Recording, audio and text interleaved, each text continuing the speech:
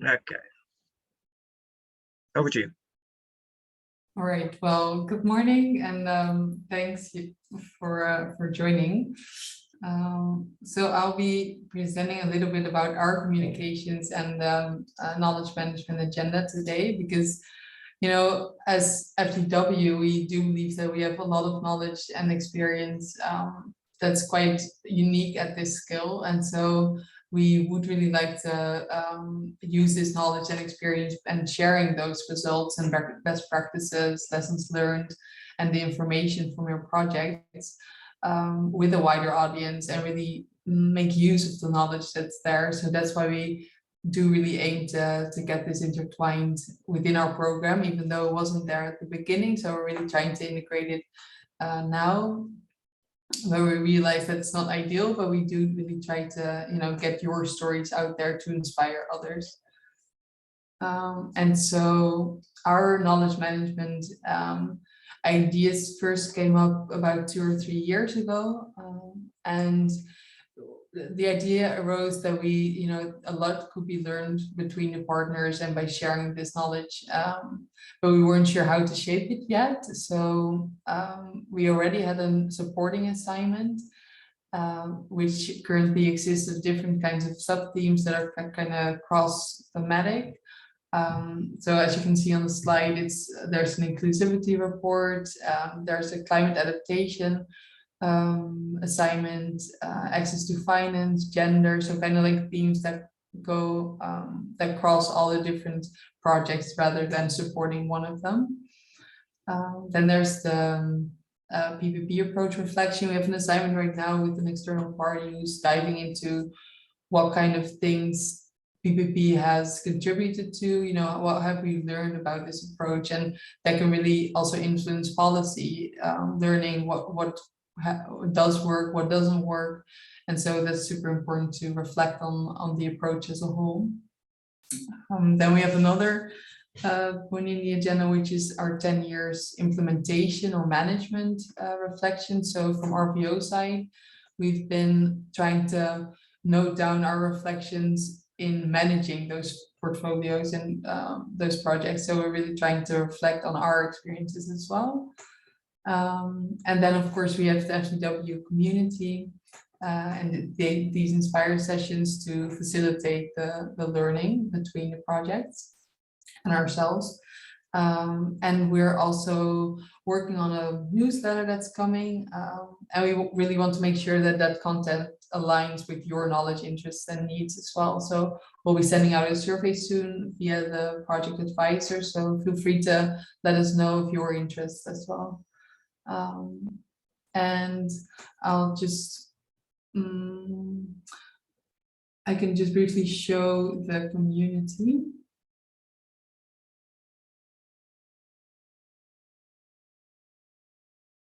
Let's see. So, for example, on our website, we have, so this is the FDW RPO website, and we have different publications linked to it. So if you go down here, there's publications, and we're trying to update it with more recent publications. So we also updated with partner publications. So in case you have any interesting documents or any publications that you've been working on, we can also provide a platform here. And then we have another case study.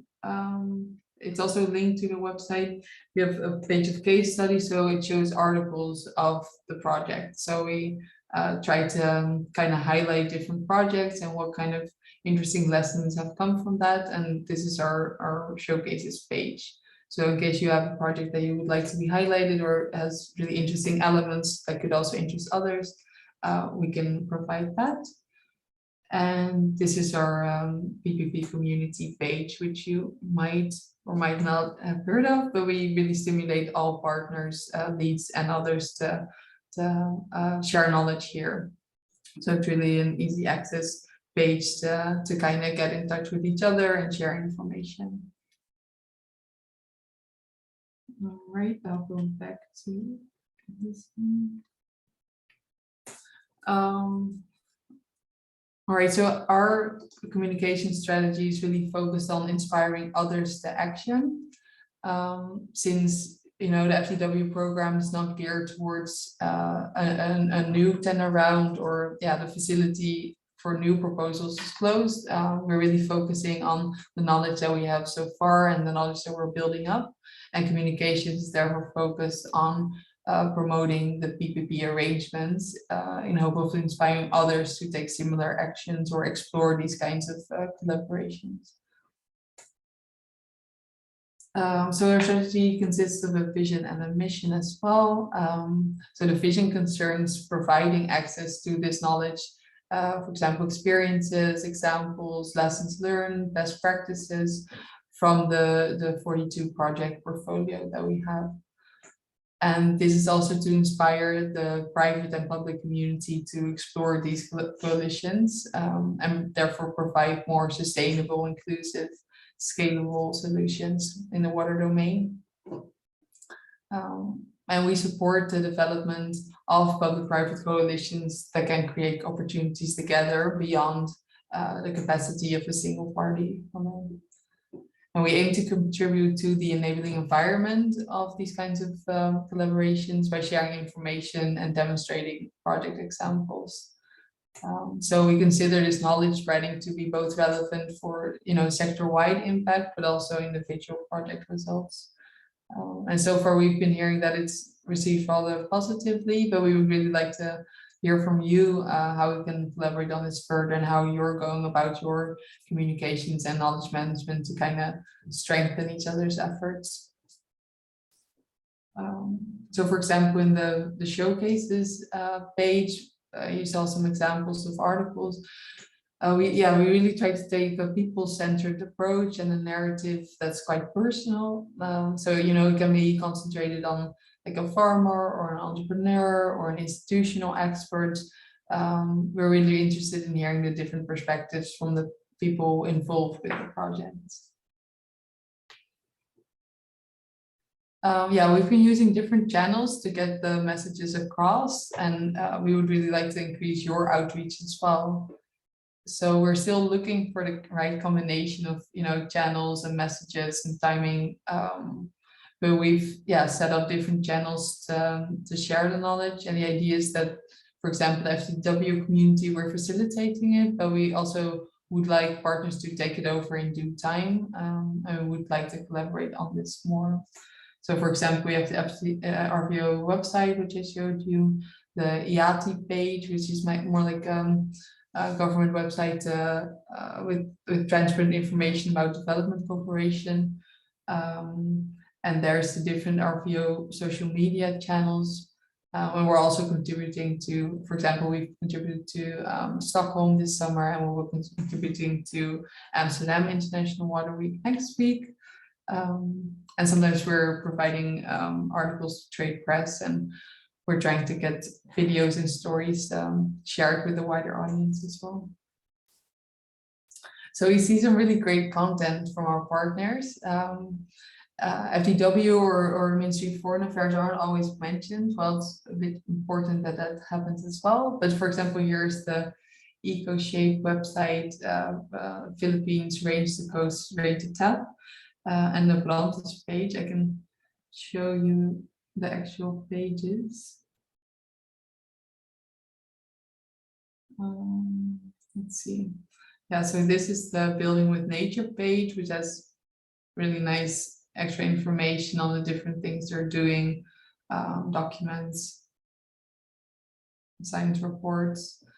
But for example, maybe more accessible is the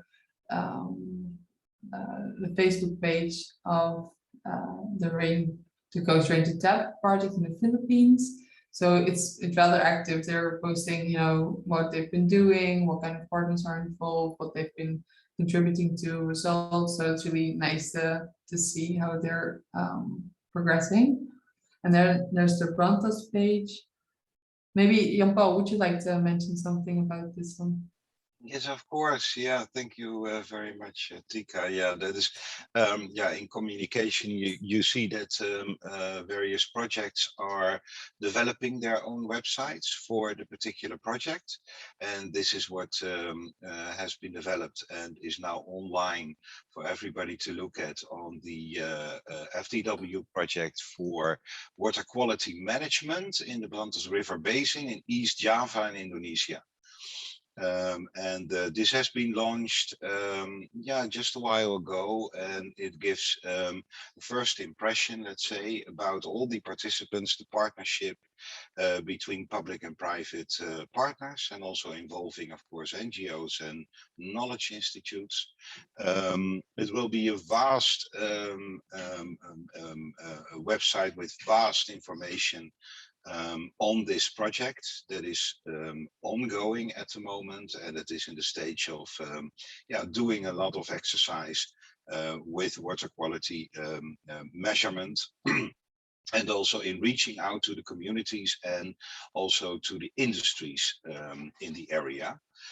So it has a lot of, let's say, it has a lot of arms, arms in the way of reaching out to the different target groups, and there is also kind of a platform here, and they want to develop this platform within this project to give everybody the opportunity and also the ability to be involved in the project, engage in the project from your own perspective, your own function, your own position, and that will be recognized because this is something that develops from an earlier platform that was already quite successful.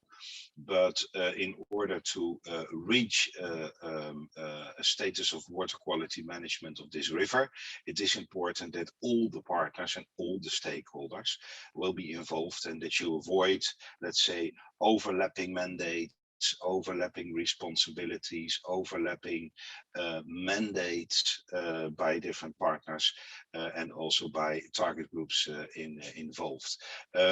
So yeah, in the sense of integrated water resource management as the water theme under the FDW, I would highly recommend that you have a look at this one. And I know in India there are a couple of IWRM, integrated water resource management projects in our portfolio.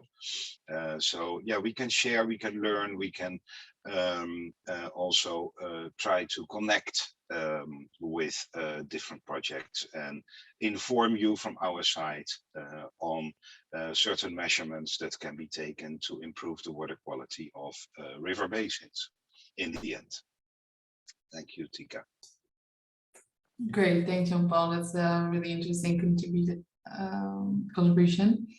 Yeah, so I mean, these are really pages that we've shown, but I think we see different really nice communications about your projects, either videos, articles, oral pages like these, and also if you're communicating about your projects and are more in a preliminary stage on that, there are ways we can work together and also potentially share costs and create content that can be shared via both our channels, so RPO's outreach and that of you as partners.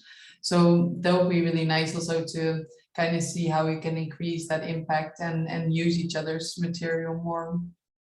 And we always need stories and human interest stories to communicate well and get the stories from the field and from the project out there. So we will be receiving them from the 2016-17 projects in their annual report, but we also simulate other stories and also stories throughout the projects rather than at those formal moments. So we're always open to hearing from you on elements that might need more attention from other parties. Yeah, and as for the the community, We've had a community manager doing a recent study with some of you to see what kind of topics are most of interest, because we want to gear the content that we're doing towards your interests as well. And so we have decided to kind of focus the community more on these webinars and kind of get ongoing discussions around these topics. So we're interested in hearing from you whether you think this is the right approach, whether there are any specific topics that we're missing right now, because we would really like to have your input on these topics and make sure that the content's interesting for your project.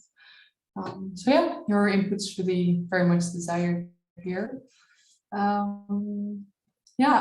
So I think in the end, it's really important for us to have your input, because yeah, these PPPs at this scale, there's not many other programs that have this kind of experience. So we just want to get this wealth of knowledge out there and use your experiences at the advantage of others that are interested in these kinds of coalitions and collaboration approaches. So we really try to stimulate this knowledge sharing and feel like it's a two-sided street. So we really want to do it together with you. Mike, any additions? Yeah, that's it. Yeah. Look, in a nutshell, right? We've been, like Tika said, knowledge management or communication. We hope, in essence, that it will eventually contribute to improved result delivery. Right, we see a lot of projects already, right, in their monitoring. They not only use it for accountability, but also, as a way to fine tune, but also modify their projects. So we see a lot happening, but ideally we would have had at the start of the FWD program, we would have had a knowledge agenda, right? We would have made sure that there was sufficient budgets at project level as well, and a lot more formulated. However, luckily we came to the insight halfway through. We said, okay, let's start it. Let's do an FWD community. Let's do some inspire sessions. Let's motivate projects to share their stories, not only what works, what doesn't work, and let's try and communicate that to the outside world, right? In essence, we have a responsibility as RVO for receiving the funds from the Ministry of Foreign Affairs. So we are accountable to report on the results, also because this is taxpayers' money. But we hope that, we have 42 running, or we have 42 projects, working in 3 themes in 24 countries. This is, for me, a wealth of knowledge. There aren't many examples in the world where on this scale, public-private partnerships are financed in these themes. And yeah, personally, I feel that we have a lot to learn from each other as implementing partners. Secondly, we can share that knowledge with the outside world, right? To influence policy, to inspire others to take up our ideas, but also, don't try this. This really doesn't work, so that we can avoid the sort of future pitfalls. And yeah, the session today was designed, to just highlight already your good work, but more importantly, what can we do more? From RVO side to support you, because in essence, the knowledge management and communications should primarily support the realization of your results. Secondary, to support RVO in its accountability towards taxpayers, but also influencing the sector around our experiences, right?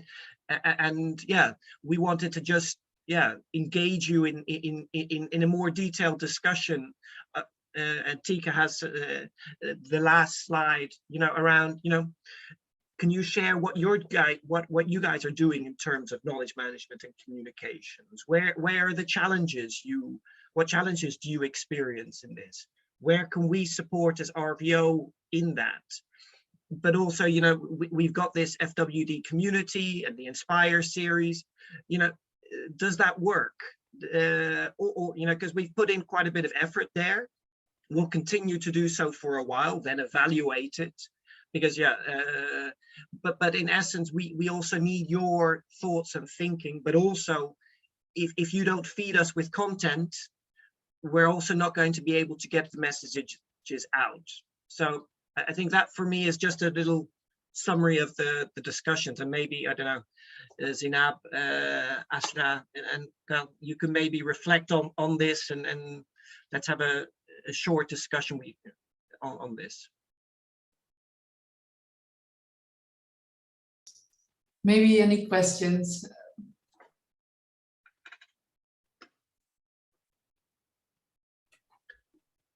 And because it's such a small audience, we're going to ask each one of you to reflect.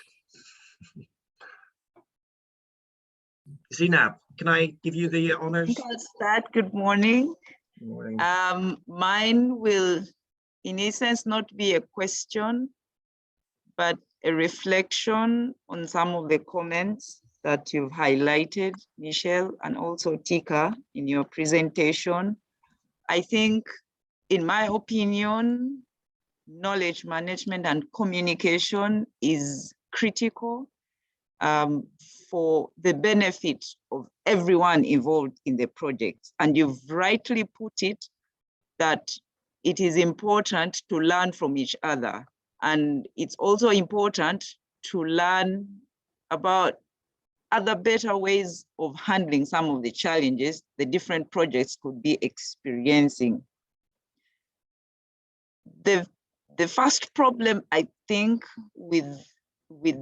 in regard to this subject, the knowledge management and communication, is the fact that for some of the projects that were initiated earlier did not have the agenda, as you rightly put it, and there was no specific budget for the communication. And with that in mind, the different partners have not really internalized and appreciated the need to communicate. So you find a problem of fragmented communication. I am sure that for most of the partners that are implementing the FDW projects do communicate individually within their networks. And it is important to bring that back into the FDW community. So I appreciate the creation of the community and the series, the Inspire series. However, we need to make them a little more effective, because I don't think all the projects are participating in all these series. One suggestion I would have would be to have a session, like an annual session, where we recap on all the projects and we get all the projects to share.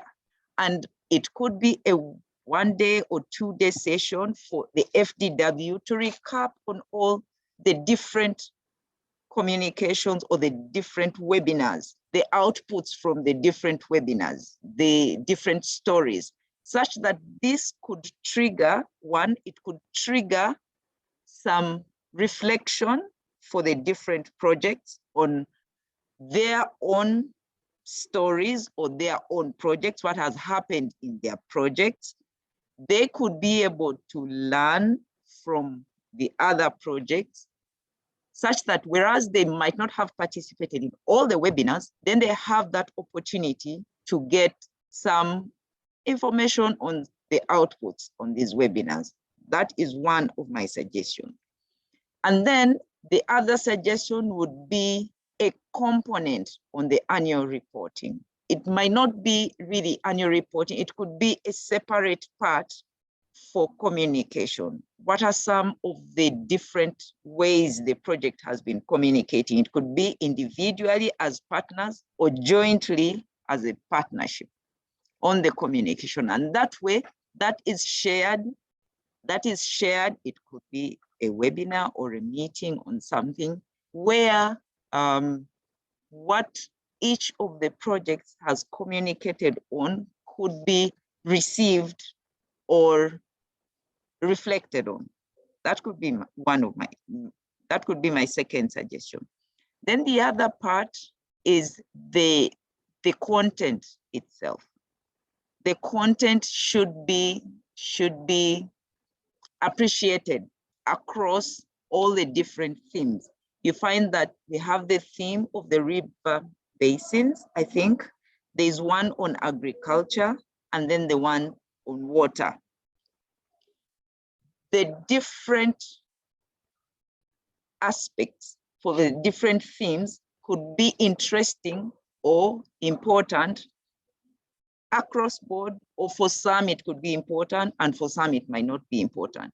So it depends on how the different projects would look at it. My concern with the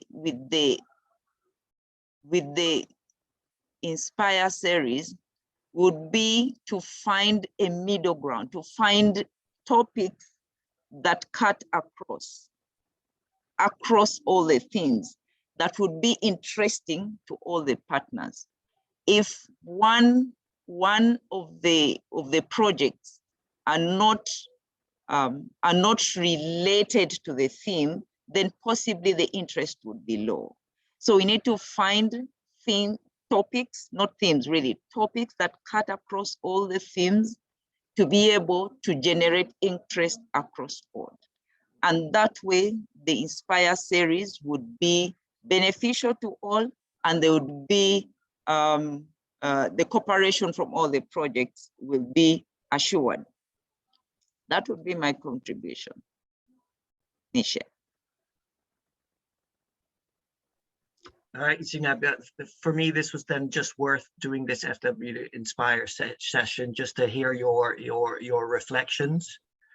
And maybe if I can just summarize, hey, what you're saying is, or your recommendation, doing an annual event, right, where you do a recap, but also to share experiences to sort of trigger others who may not have it so in their DNA to start doing it more. Yes. That you do a sort of annual report about what has been communicated, but more importantly, looking at when doing these Inspire sessions, make sure you take a topic that's relevant for all. Yes. Yeah, yes. Wonderful. Yeah. Thanks, Ina, for that. Ashrey, and could I maybe get your reflections, thoughts? I already summarized at the initial moment of the call, and what I believe is that we are also lagging somewhat in portraying some stories about agricultural water use on the portal. So some of the stories from our side are also missing. Maybe it will be better if it will be better communicated when we also start posting some stories from our end, human interest stories, and that will also trigger more dialogue across various themes, and maybe people would start finding some commonalities in the different thematic projects. So yeah, and currently the portal is working fine. There are quite educational articles on that.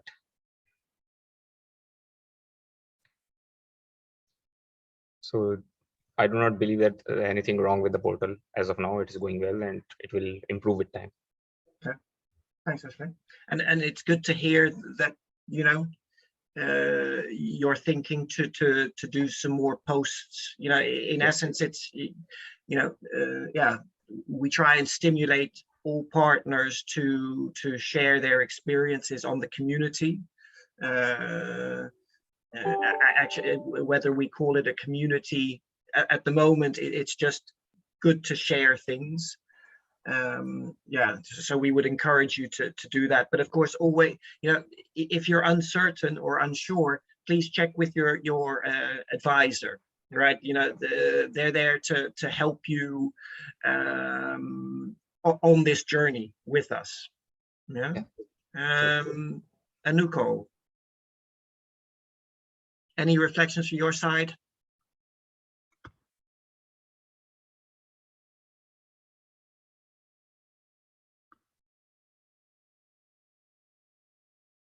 Maybe not. I know that Renier has joined. Dr. Prashant has joined. Good morning. I don't know how much you've caught on our discussion. Only the last 10 minutes, so Okay. I was a bit late. Okay. No, look, maybe to, you know, we've just been, you know, reflecting with each other around, you know, I think we all acknowledge the importance and need for communications, you know, and Zinab, you know, sort of gave useful reflections regarding, you know, the fact that, you know, we see in the projects that were commissioned in 2016 and 2017, you know, there's more, you know, even in the annual reporting, we request case studies and human interest stories, and, you know, you've been more in, you know, these projects, you know, you've been part of the community, and these Inspire sessions, you know, those that were started in 2012 and 2014, right? There wasn't that big a push to get exchanges going. And luckily, there's never too late at a moment to start it. And that's for us a really important lesson. It's never too late to stimulate and engage in knowledge exchange and communications. And you know, Zinab was you know, saying, well, let's motivate partners that aren't doing that, maybe through an annual event where we start sharing each other's lessons, stimulate those that maybe not, maybe an annual report, but also just ensuring that we have themes that are relevant for each other, right? You know, whether it's on gender or upscaling, or you know, those are of course the FWD themes. But that's, yeah, that's how sort of how far we got. Tika did a presentation as well.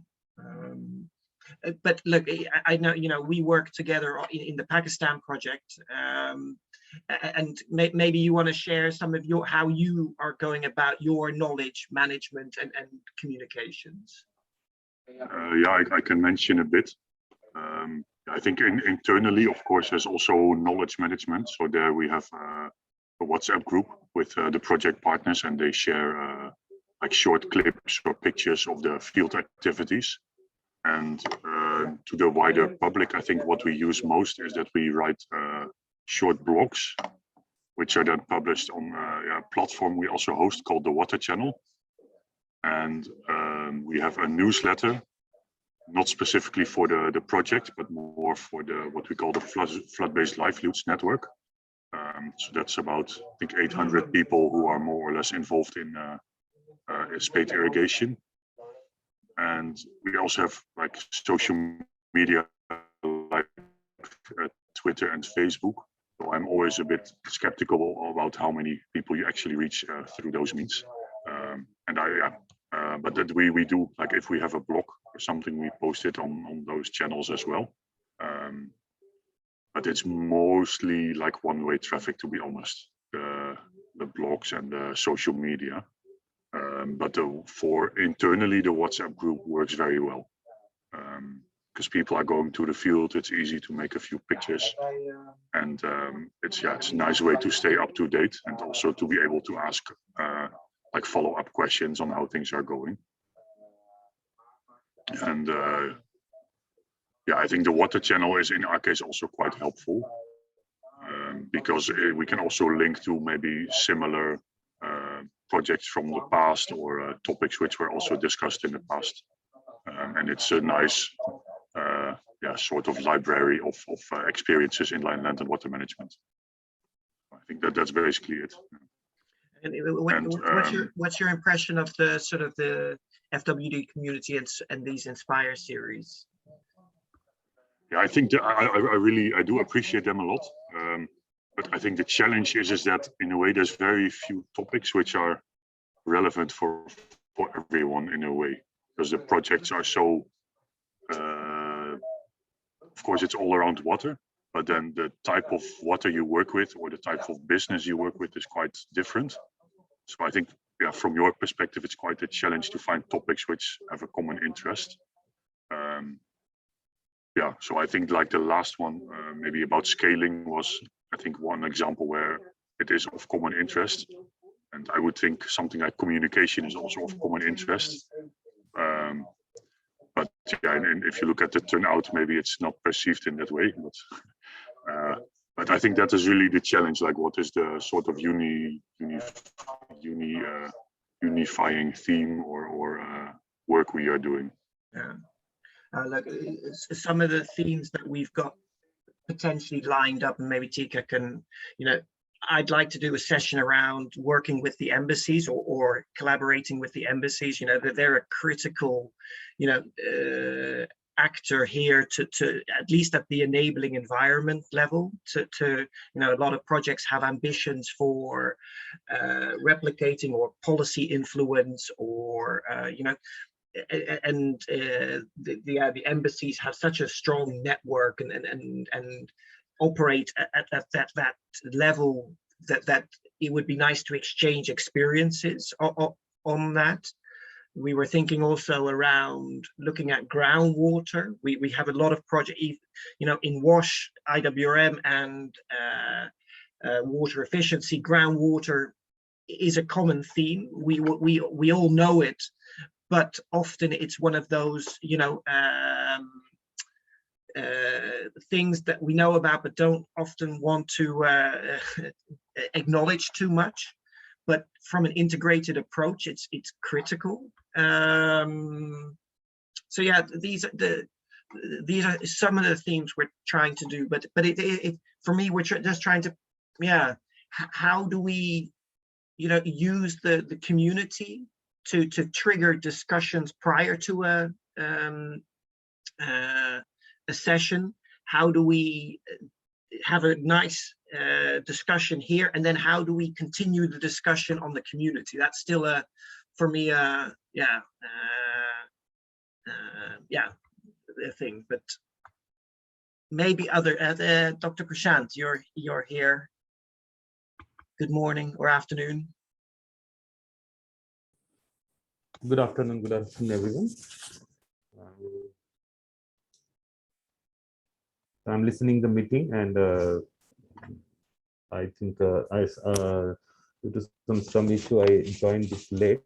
That's why I was listening the present slides, last slides, and listening to like Zainab and Ashray. So Ashray put some reflections from our side, and I agree with him that whatever the information that we get from the field, that we would be happy to share on the portal, and that's all from our side.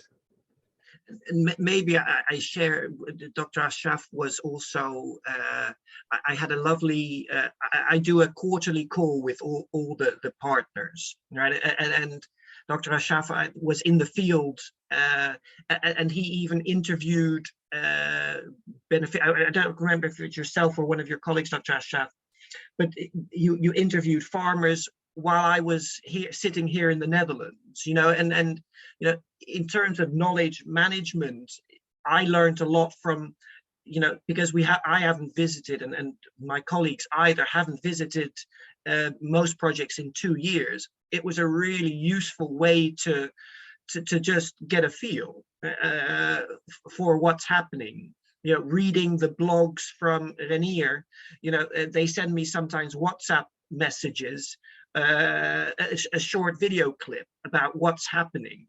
For me as an advisor, that really helps in terms of the knowledge management and exchange of information between the projects. So yeah, for me, I wanted to share that experience, because I felt it was a really good practice in the absence of being able to visit the field to have a quarterly meeting where actually, you know, I engage with some community members. Was lovely. It's yeah. Mike, I would like to add one thing that is on knowledge sharing, knowledge management, and communication sharing. So I would like to just mention one thing, that we are sending advisories on irrigation scheduling to the farmers.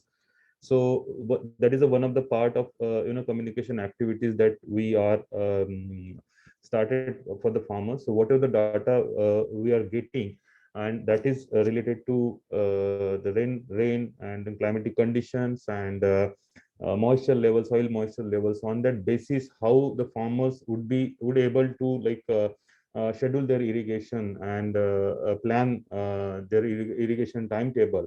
So we do send them the advisories on regular interval on weekly basis, and our experts monitor the climatic data and the data, and on the basis of data we do prepare the advisories and share among the project farmers. So they are really getting the benefits out of it. That strategy we have adopted here. And there are other communication, regular meetings, and regular trainings that is already happening, and field staff is already in touch with groups of farmers for the betterment of sharing the communication information among them. So that I would wanted to add in this meeting. Thank you. Yeah, thanks, Dr. Prashant. Yeah, we see also, you know, COVID has also shown, right, that projects have moved a lot online. I mean, the agricultural related projects, we see that this transition to online services has been going on now almost for a decade now, right? The big data helping to drive agricultural inputs, outputs, the whole value chain. So yeah, we're happy. It's great to see that projects are taking this up.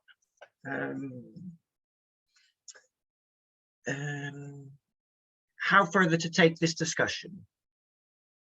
And I don't want to extract water from a stone.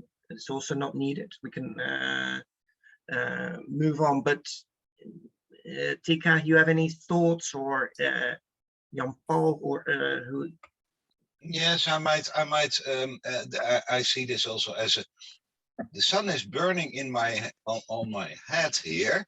You can maybe see that, but it's shining through. So that might be a very good signal.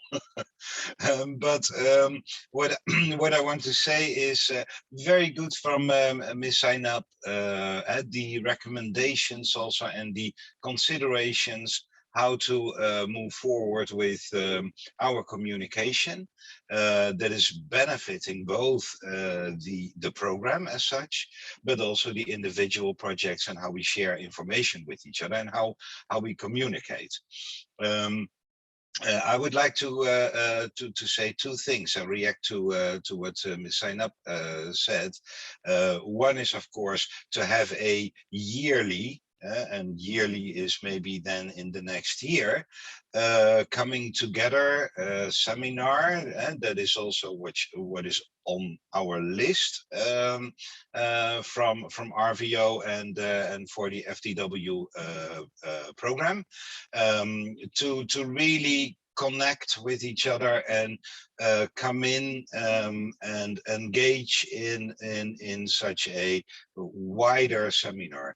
Whether we do it virtually or on the spot, that is something else. The initial idea was that we had regional workshops with bringing the different projects together in Africa in 2 locations and in Asia in 1 location, Latin America not, because in Latin America most of the projects have ended at the moment, but still for upscaling and for replication and for sustainability. Also, the Latin American projects might be interesting to share, of course, our opinions and the result deliveries by next year. So whether it will be a virtual seminar or whether it will be regional workshops, I think that is something to consider for all of us.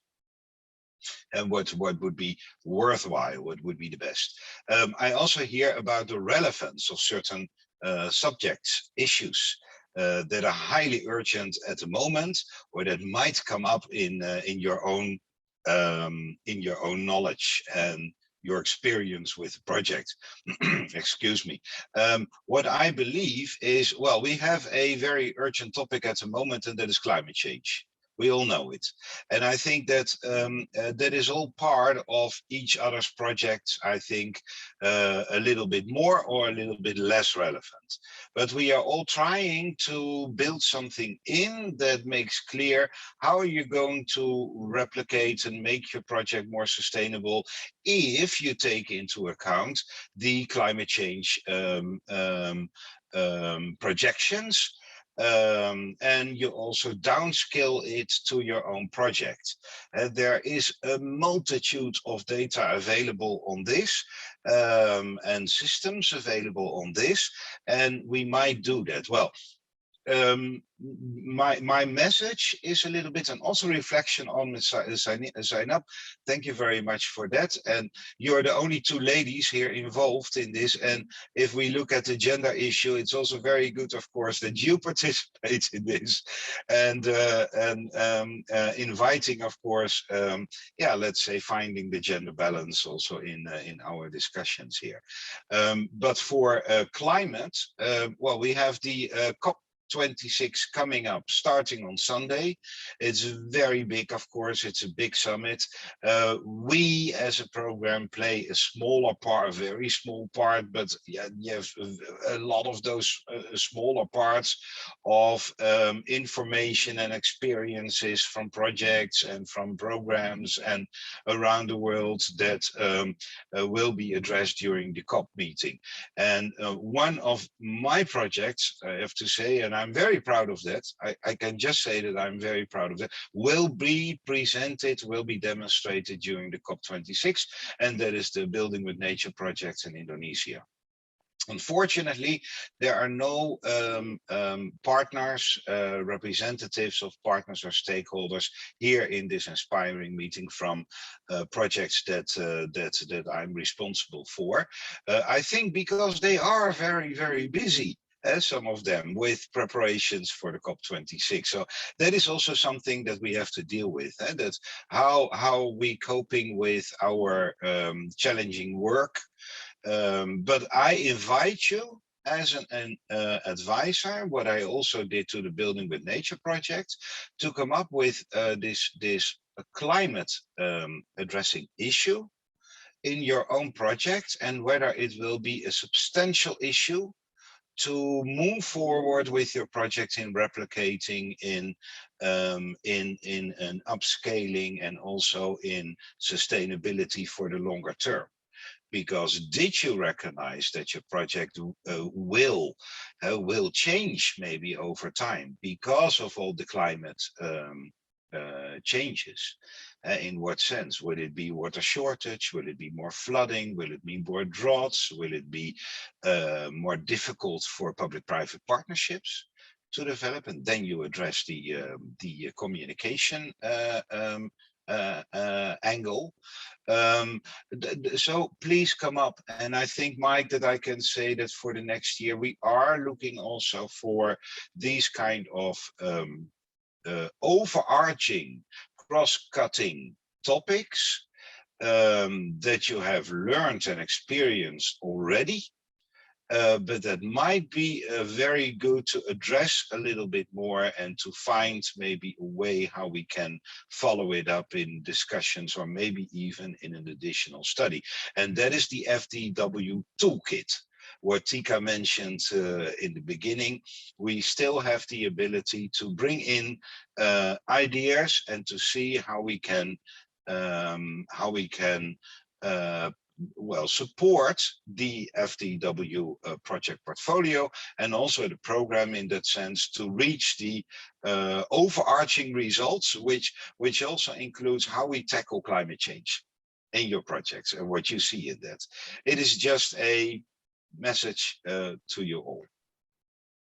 Thank you. Yeah, a clear message. It's you know, the relevance and importance of climate change, and to ensure that yeah, our projects are resilient, future-proof under various scenarios. Yeah, I saw Renier posted, just put in the message box, you know, useful to look at the lessons post-COVID, of course. Whether we ever have a post-COVID, of course, is the, I think it's probably here to stay, but useful to reflect on emerging lessons regarding COVID in our implementation. Tika, maybe I hand it over to you. Anything else to reflection? Yeah, sure. Wrap up? Yeah, thanks, Mike. And thank you all, because I think it was still really relevant for us to reflect with you on these kinds of topics. And also, as Mike mentioned, we're thinking of groundwater, working with the embassies, but also gender, inclusion, nature-based solutions, and also then near your suggestions. I think we're really looking for those cross-cutting themes to make sure that the topics are relevant across the portfolio, even though the projects individually are so different, even within the sub-theme. So we are still really open to your suggestions, even in the, you know, the next few months, weeks, even though if you're coming across any themes that you think might be of interest in that regard, or you would like to learn from others on that, please do let us know, because we can really, we're quite flexible in that sense, and we can try to gear our content towards your needs. And also, I was just really curious to see, as Ms. Zainab, you mentioned that, you know, since the beginning of the project, there's no specific budget or agenda on communications or knowledge management, which we realize is a pity, and also we're learning from that into trying to integrate the agenda right now. I'm just wondering whether it would be useful for us to kind of link with your communications advisors, if you have them in your organizations, because they might, you know, look at things differently with the channels, and, you know, we can kind of see whether we can work together more on the communication side of things. So I was just wondering whether you think that might be useful for us to kind of get that link going as well. Yes, Tika, I think that would be very useful, because working with what is existing and improving on the gaps that are there would be more beneficial to the project, because I believe that most organizations have existing communication channels, budget, and activities that they normally use to communicate about whatever is happening. And whether it fits within the overall strategy for the FDW project is what needs to be tackled. And I agree with you. As NWSC, we have a communication section, and the focus of that is for the dependent on the different agendas that the organization is fronting. And a discussion with them would be very welcome, and to be able to see how we can improve on the challenge and the gaps that we have for the project in communication, as well as knowledge management also. We have at NWSC currently, as Michelle highlighted, we've gone virtual. Most of the meetings and the training sessions are online on Zoom. And whether that is effective, we've found that the response of the participants to the virtual sessions has been quite low. Even the effectiveness, the contribution of the participants is low. And that's what we are trying to work on currently. And that's something that as RVO, can assist in improving the effectiveness of such channels that we are using. So I would agree with you, Tika. Yes. How do we improve the effectiveness of the sessions? How do we get response from all the participants? For example, today it's a short, the participants are fewer, and you're able to get an input from almost all the participants. But with bigger numbers, you'll find that you'll have very many passive participants who are not contributing, and they could have very significant contributions that could add to what is being discussed. So how do we improve the effectiveness of the sessions also is critical. Yes. Yes, thank you very much. It's very much appreciated, and we'll take that into account. And as for the communications department at your organization, I think we'll be sending out a message to our project advisors to follow up with you and others that couldn't join today on these kinds of on the things that we've been working on, and to get in touch with your communications advisors to kind of get that snowball effect to work on this more closely, and yeah, see how we can strengthen each other's efforts in communications and knowledge management. Mike, any other points from your side? Look, I think let's maybe keep it at this. We've good food for thought. Like Sinab said, you know, even though the numbers were small, it's really nice that to listen to each other's. You know, it gives us the space to do this. But also that the message that, you know, some of the struggles that Zinab is having, of course, but by how do you facilitate, how do you make online trainings, meetings, etc. effective? You know, myself, Tika, you know, I feel myself as a novice just trying to organize these types of sessions. We're also learning by doing.